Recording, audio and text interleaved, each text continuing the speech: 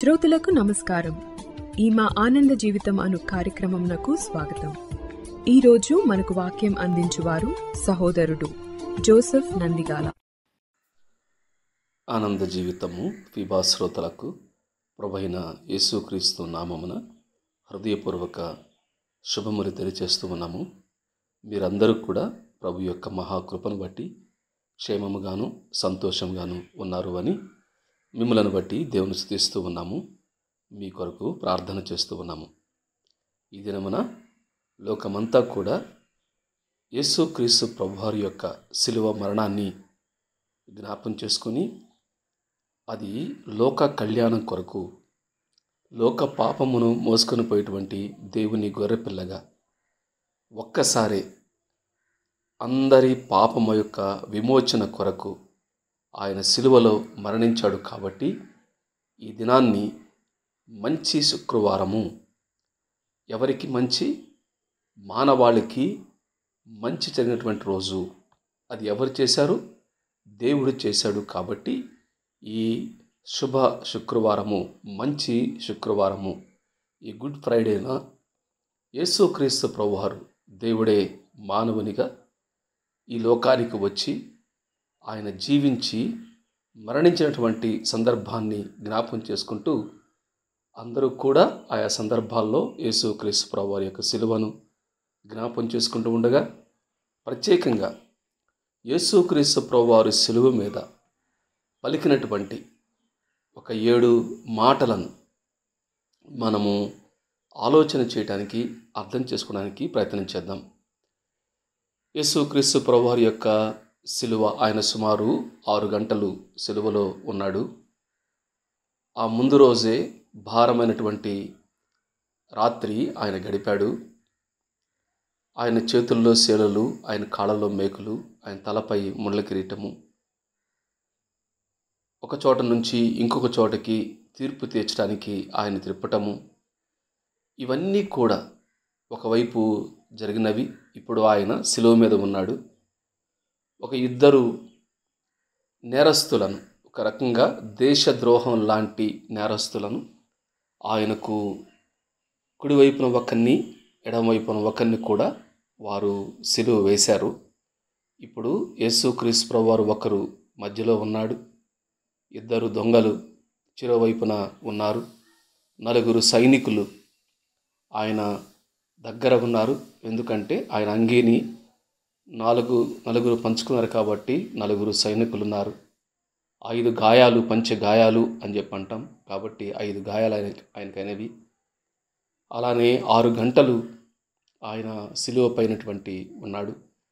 ఇటువంటి సందర్భంలో ఎంతో బాధ, ఎంతో వేదన, ఎంతో కష్టం, ఊపిరి పీల్చుకోవడానికే కష్టమైనటువంటి సందర్భం, ఎండ వేడిమి, ఎంతో అవమానం, ఒక నిర్లక్ష్యంగా, ఒక చేతగాని వ్యక్తిగా ఆయన శిలువలో మానవ కోణంలో ఆలోచన చేస్తే కనపడుతున్నప్పటికీ కూడా ఆయన పలికినటువంటి ఆ మాటల్లో హృదయము నిండిన దానిని బట్టి నోరు మాట్లాడును అని యేసుక్రీస్తు ప్రభువారు చెప్పారు. కాబట్టి యేసుక్రీస్తు ప్రభువారి యొక్క మాటలలో ఆయన యొక్క హృదయము, ఆయన మనస్సు, ఆ హృదయంలో ఉన్నటువంటి ప్రేమ, మానవుని పట్ల ఆయన యొక్క కోరిక, ఆయన ఏ విధంగా ఒక పని నిమిత్తము ఆయన వచ్చి ఆ పని సంపూర్తి చేశాను అనేటువంటి ఒక తృప్తి,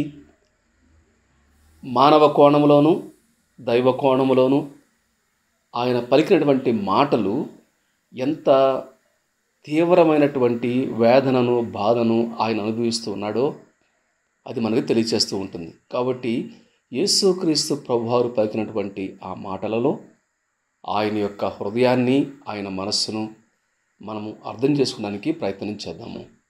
అందులో మొదటి మాట ఏమిటంటే, లూకాసు వార్త 23:34లో ప్రభు ఏమన్నాడు అంటే, యేసు తండ్రి, వీరేమి చేయుచున్నారో వీరెరుగరు కనుక వీరిని క్షమించమని ఒక ప్రార్థన చేశాడు. ఇది ఒక చక్కని దేవుని యొక్క స్వభావం, క్షమించేటువంటి స్వభావము. అదే సమయంలో మానవుని యొక్క గ్రహించనటువంటి అంటే మానవుడు ఏ విధంగా గ్రహింపు లేకుండా ఉంటాడో దాన్ని మనకు చాలా స్పష్టంగా తెలియజేస్తుంటుందండి.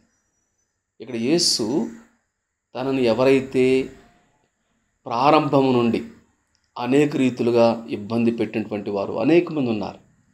సొంత శిష్యుడున్నాడు. అలానే ఆనాడు ఉన్నటువంటి భక్తిపరులా కనపడేటువంటి ప్రధాన యాజకులు ఉన్నారు, శాస్త్రులు ఉన్నారు, పరిసయ్యులు ఉన్నారు, సద్దూకయ్యులు ఉన్నారు. అలానే వారిని అనుసరించేటువంటి ప్రధాన యాజకుని యొక్క అనుచరులు ఉన్నారు. ఆ యొక్క సభ సన్హెడ్రిన్ అనేటువంటి ఆ పెద్దల సభవారు ఉన్నారు. అలానే పిలాతు ఉన్నాడు, హేరోదు ఉన్నాడు, అలానే సైనికులు ఉన్నారు, ఉమ్మివేసిన వారు ఉన్నారు, తలలూచిన వారు ఉన్నారు, అవమానించిన వారు ఉన్నారు, కొరడాలతో కొట్టిన వారు ఉన్నారు, కాళ్ళలో చేతులలో మేకులు కొట్టిన వారు ఉన్నారు. ఈ విధంగా ఆయనకు ఎంతో అప్పటి వరకు దగ్గరగా ఉన్నవారు, దూరంగా వెళ్ళిపోయిన వారు కూడా ఉన్నారు. వీటన్నిటి వారందరినీ జ్ఞాపం చేసుకొని యేసుక్రీస్తు ప్రభువారు ఒక చక్కని ప్రార్థన తండ్రికి చేస్తూ ఉన్నాడు. తండ్రి, వీరేమి చేయుచున్నారో వీరు ఎరుగరు గనుక వీరిని క్షమించమని. వారు ఎరుగరా? వారికి తెలుసు. కానీ వారు అందులో వెనకాలి ఎంత తీవ్రమైనటువంటి పాపాన్ని, ఆ పాపం ద్వారా ఎంత భయంకరమైనటువంటి శిక్షను వారికి సంపాదించుకుంటున్నారో అది వారికి తెలియదు కనుక వారి పక్షముగా యేసుక్రీస్తు ప్రభువారు ప్రార్థన చేస్తున్నట్టుగా మనం చూస్తాం. కాబట్టి ఒకటి, దేవుని యొక్క హృదయము, దేవుని యొక్క మనసు ఏంటంటే శత్రువును కూడా ప్రేమించేటువంటి, క్షమించేటువంటి. ఎవరు క్షమిస్తారు? ఎవరు తప్పు చేయరో, ఎవరు పాపం చేయరో ఆయన చెప్పాడు కదా, పాపములు క్షమించుటకు భూమి మీద మనిషి కుమారునికి అధికారం ఉంది అన్నాడు. కనికరముని నేను కోరుతున్నాను అని చెప్పి అన్నాడు. అని ఎంతో దయ చూపించాడు. ఈ సమయంలో కూడా శత్రువులను కూడా, తనను హింసించే వారిని కూడా క్షమించేటువంటి చక్కని మనస్సు, హృదయము యేసుక్రీస్తు ప్రభువారి యొక్క మనస్సు అనే విషయాన్ని మనం జ్ఞాపం చేసుకోవాలి. అదే సమయంలో ఆయన నిన్ను క్షమించాడు, నన్ను కూడా క్షమిస్తాడు. ఒకవేళ దేవునికి వ్యతిరేకంగా మన ఇష్టానుసారంగా ఉంటుంటే మనం నేర్చుకోవాల్సింది ఏమిటంటే ఆయన దగ్గరికి వచ్చి దేవా నన్ను క్షమించమంటే ఆయన క్షమిస్తాడు. అదే సమయంలో క్రీస్తు మనలను క్షమించిన ప్రకారము మనం కూడా ఒకరినొకరు క్షమించాలి అని పత్రికల్లో పౌలు గారు చెప్పాడు. కాబట్టి యేసుక్రీస్తు ప్రభువారి యొక్క క్షమాపణ గుణాన్ని మనం అర్థం చేసుకోవాలి. మనం కూడా ఒకరినొకరు క్షమించాలి అని ప్రభు పేరట మనవి చేస్తూ ఉన్నాను. ఇప్పుడు ఆ ప్రార్థన పక్కనే ఉన్నటువంటి ఇద్దరు దొంగలు వింటున్నారు. కుడివైపున ఒకడు, ఎడమ వైపున ఒకడు ఉన్నాడు. వారు ఇద్దరికీ అవకాశం ఉంది. అయితే మనకు రెండు రకాల మనుషులు వాళ్ళలో మనకు కనపడతారు. ఏదైనా తప్పు చేసినప్పుడు, ఏదైనా పాపం చేసినప్పుడు ఆ పాపానికి బాధ్యత తీసుకొని నేను నేరం చేశాను, నేను తప్పు చేశాను అని తాను చేసిన పనికి బాధ్యత తీసుకొని జవాబుదారం తీసుకొని క్షమించమని అడిగి దాని నుంచి బయటపడటానికి ప్రయత్నం చేసేవారు ఒక గుంపు. రెండవ గుంపు వారు తాము చేసిన తప్పు గ్రహించకుండా ఎవరైతే నీవు తప్పు చేసావంటున్నారో వారి మీదకు దాడి చేసేటువంటి, లేకపోతే వారిని గద్దించేటువంటి, ధిక్కరించేటువంటి, వారినే ప్రశ్నించేటువంటి గుంపు మరొక గుంపు. ఇక్కడ ఈ లోకంలో ఉన్నటువంటి ఒక రెండు దృక్పథాలకు, రెండు వివిధ తలంపులకు ఈ ఇద్దరు మనకు కనపడుతూ ఉంటారు. అందులో ఒక్కడు ఎడం పక్కున్నవాడు ఏమన్నాడు అంటే, యేసు నిన్ను నీవు రక్షించుకొని మమ్మల్ని కూడా రక్షించు అన్నట్టుగా మాట్లాడాడు. అంటే వాడు తాను చేసిన తప్పుకు కానివ్వండి, ఆ చేసిన పనికి కానివ్వండి, ఆ శిక్షకు కానివ్వండి, ఎటువంటి బాధ్యత తీసుకొనకుండా, ఏమీ లేకుండా తప్పించుకోవడానికి, ఎదుటివారిని ప్రశ్నించడానికి ప్రయత్నం చేశాడు.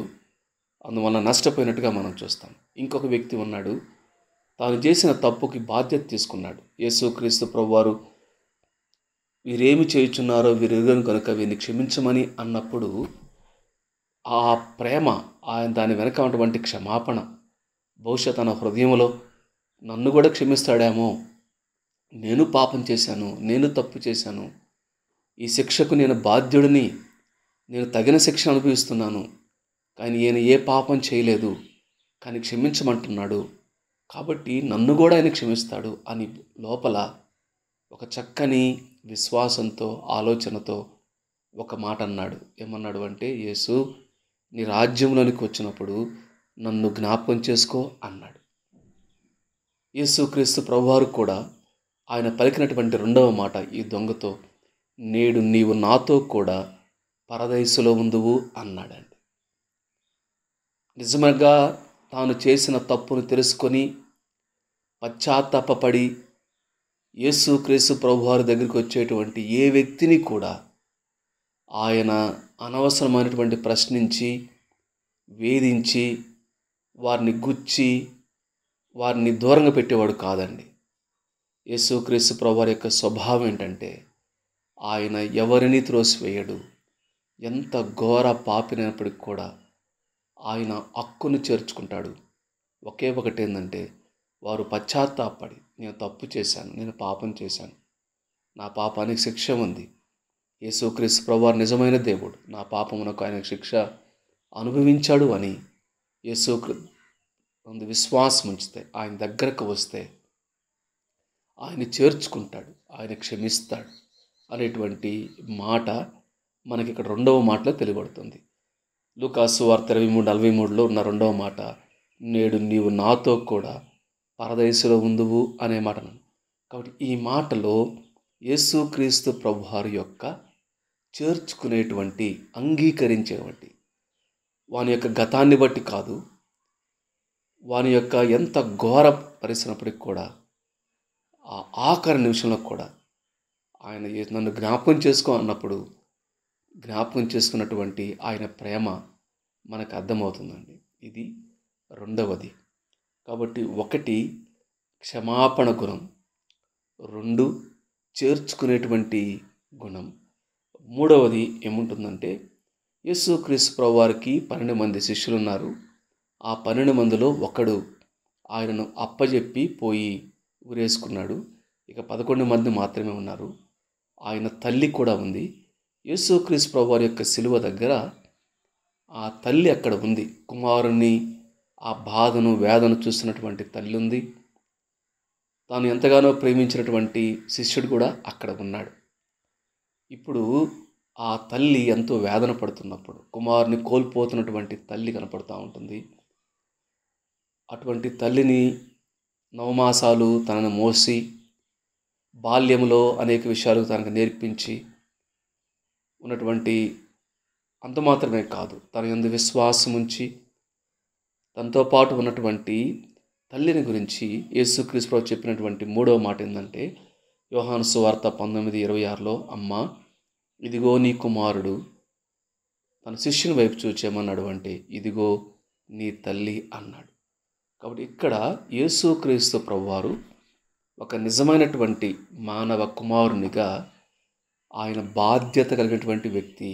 ఆయన మాటల్లో బాధ్యత కనపడుతుంది, ఆయన మాటల్లో ప్రేమ కనపడుతుంది, తల్లి మీద ఉన్నటువంటి ప్రేమ.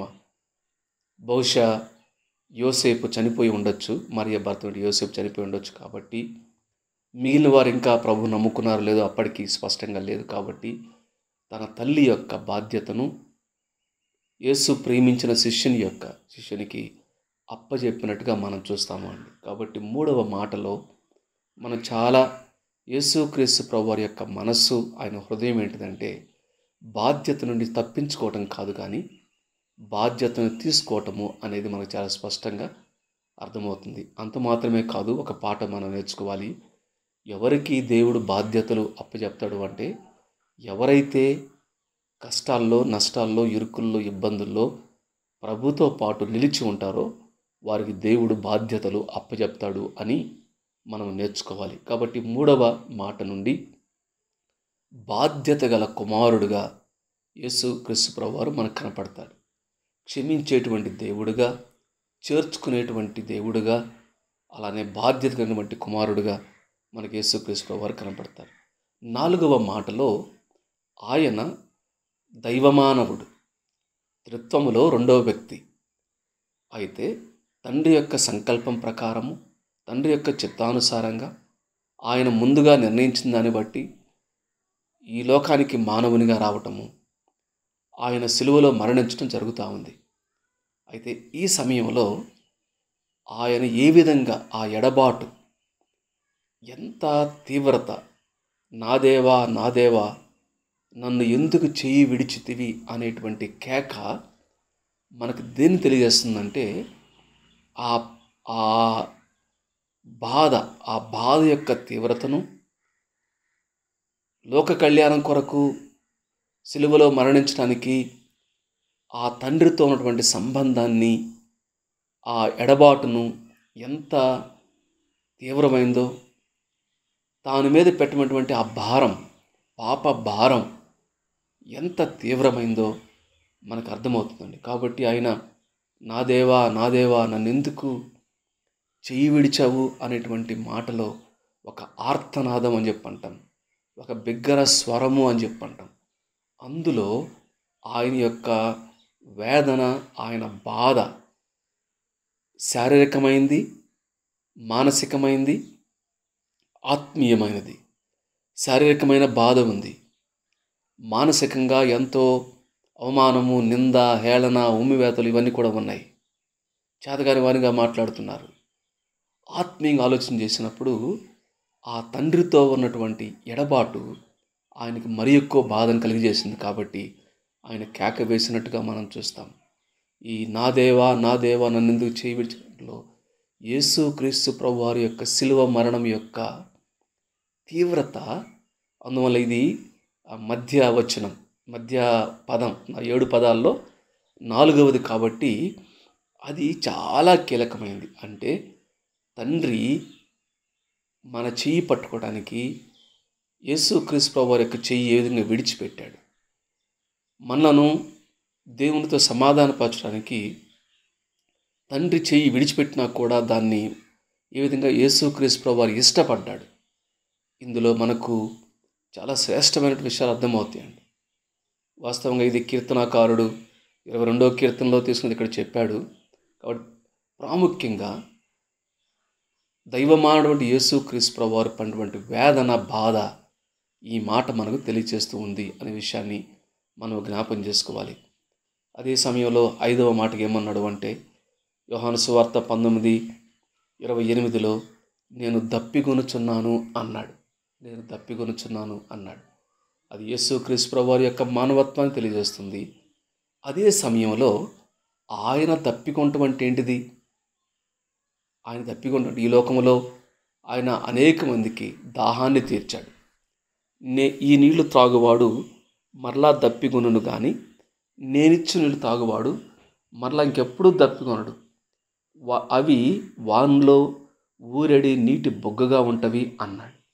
కాబట్టి ఇక్కడ యేసుక్రీస్తు ప్రభువారి యొక్క దప్పిక ఏమిటంటే, ఆయన అనేక మందికి మనము సహాయం చేయాలని, అనేక మంది వారి యొక్క ఆత్మీయ దాహం, ఇదేమిటి, సంతోషము, సమాధానం లేకుండా, ఆనందం లేకుండా, సమృద్ధి లేకుండా, ఒక రకమైనటువంటి లోటుతో, ఒక రకమైన ఆత్మీయ దాహంతో ఈ లోక సంబంధమైనటువంటి అనేకమైన వాటి ద్వారా తమ దాహాన్ని తీర్చుకోవడానికి ప్రయత్నం చేస్తూ ఉన్నారు.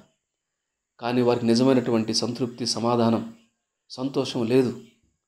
కాబట్టి యేసుక్రీస్తు ప్రభువారు ఆయన సిలువలో పడినటువంటి ఆ నేను దప్పికొనుచున్నాను అనే మాటలో ఒకటి ఆయన యొక్క మానవత్వం, అదే సమయంలో ఆయన యొక్క నిజమైనటువంటి దాహం మీద అర్థమవుతుంది.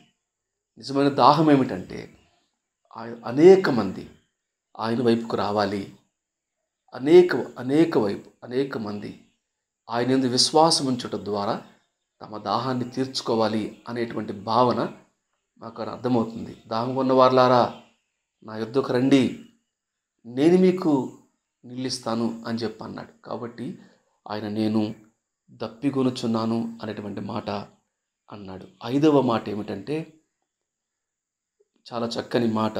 యోహాను సువార్త 19:30 సమాప్తమైనది అన్నాడు. సమాప్తమైనది అన్నాడు.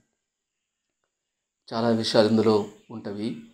ఏమి సమాప్తమైంది అంటే, ఏ ఉద్దేశంతో ఏ రక్షణ కార్యము మానవుని కొరకు సిద్ధపరచడానికి అనాది సంకల్పం ప్రకారం ఏ మానవుడైతే దేవుణ్ణి విడిచి పాపం చేత దూరమై అలానే కొనసాగుతూ ఉన్నాడో ఆ మానవుణ్ణి దేవుని దగ్గర చేయడానికి ఏ కార్యమైతే చేయాలో ఆ కార్యము సమాప్తమైంది అనేటువంటి భావన ఇక్కడ మనకు అర్థమవుతుంది. అంటే నీవు నాకు ఇచ్చిన పనిని నేను సంపూర్ణంగా నెరవేర్చి నిన్ను మహింపరిచాను అనేటువంటి మాట. కాబట్టి ఇక్కడ యేసుక్రీస్తు ప్రభువారు ఆయన సంపూర్తి చేసేటువంటి దేవుడు, సమాప్తి చేసేటువంటి దేవుడు. ఇప్పుడు విడువను ఎడబాయనంటే ఏదో మధ్యలో వదిలిపెట్టడు. ఆయన అంతము వరకు మనకు తోడుగా ఉంటాడు అనేటువంటిది. అంటే ఏ రక్షణ కార్యాన్ని, విమోచన కార్యాన్ని ఆయన జరిగించడానికి వచ్చాడో అది సంపూర్ణంగా నెరవేర్చాడు, పూర్తి చేశాడు, అది ముగించాడు, డెలివరీ చేశాడు, అయిపోయింది, సంపూర్తి అయింది, నింపబడినట్టుగా కంప్లీట్ అయిపోయింది. కాబట్టి మన ప్రమేయం ఏమీ లేకపోయినప్పటికి కూడా యేసుక్రీస్తు ప్రభువారు ఆ రక్షణ కార్యాన్ని, ఆ శిలువ కార్యాన్ని, దేవుని ప్రణాళికను, దేవుని చిత్తాన్ని సంపూర్ణంగా ఏ విధంగా నెరవేర్చాడో అది మనకి సమాప్తమైనది అనే మాటలో అర్థమవుతుంది. కాబట్టి ఆయన స్వభావం ఏంటిది? సంపూర్తి చేసేటువంటి స్వభావము, చక్కని ముగింపిచ్చేటువంటి స్వభావము, దేవుణ్ణి మహింపరిచేటువంటి మనస్సు అనే విషయాన్ని మనం జ్ఞాపం చేసుకోవాలి. ఆఖరికి ఏమన్నాడు అంటే లూకా సువార్త 23:46 తండ్రి నీ చేతికి నా ఆత్మను అప్పగించుచున్నాను అన్నాడు. కాబట్టి ఇక్కడ తండ్రి అనేటువంటి మాటలో తాను ఒక కుమారునిగా, ఈ భూలోక సంబంధమైన కుమారునిగా ఆ పరలోక తండ్రిని ఆ చక్కని సంబంధం, తండ్రి అనే మాట ఆ సంబంధాన్ని తెలియజేస్తుందండి, అన్యోన్య సంబంధాన్ని తెలియజేస్తుంటుంది. నా ఆత్మ నీ చేతికి నా ఆత్మను అప్పగిస్తున్నాను అనేటువంటి మాటలో సంపూర్ణంగా ఆయన దేవునికి సమర్పించుకోవటం, దేవునికి అప్పచెప్పుకోవటం, దేవుణ్ణి లేకపోతే తండ్రిని నమ్మటం, తండ్రి యందు విశ్వాసం ఉంచటం, అది మనకి చాలా స్పష్టంగా అర్థమవుతుంది. కాబట్టి తండ్రి నీ చేతికి నా ఆత్మను అప్పగించుకుంటున్నాను అనేటువంటి మాటలో వారి యొక్క సంబంధాన్ని, అలానే యేసుక్రీస్తు ప్రభువారు సంపూర్ణంగా తండ్రికి తన ఆత్మను అప్పచెప్పుకొని ఆయన మరణించి సమాధి చేయబడి తిరిగి 3వ దినమున తిరిగి లేవటము మనం చూస్తాం. కాబట్టి సిలువలో పడినటువంటి ఈ 7 మాటల్లో సమయాభావాన్ని బట్టి విస్తరించి మాట్లాడటం మనకు కుదరదు. కాబట్టి ప్రాముఖ్యంగా యేసుక్రీస్తు ప్రభువారి యొక్క మనస్సు, ఆయన హృదయం, ఆయన యొక్క ప్రేమ ఆ పలుకుల్లో, ఆ మాటల్లో మనకి అర్థమవుతుంది అండి. కాబట్టి ఈ సమయంలో ఆయన మానవత్వం, ఆయన దైవత్వం, ఆయన శ్రమలు, ఆయన వేదన, తర్వాత మానవుని యొక్క శిక్ష ఎంత తీవ్రమైందో అది అర్థం చేసుకుంటూ, ఒకవేళ ఇంకా యేసుక్రీస్తు ప్రభువారిని సొంత రక్షకునిగా అంగీకరించకపోతే ప్రభువుని నమ్మండి.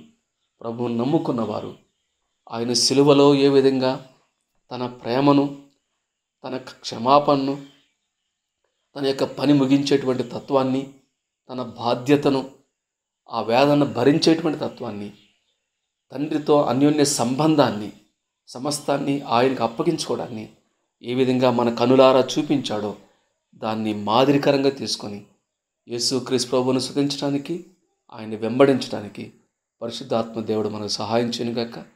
దేవుడి వాక్య భాగాన్ని దీవించి ఆస్వాదించునుగాక.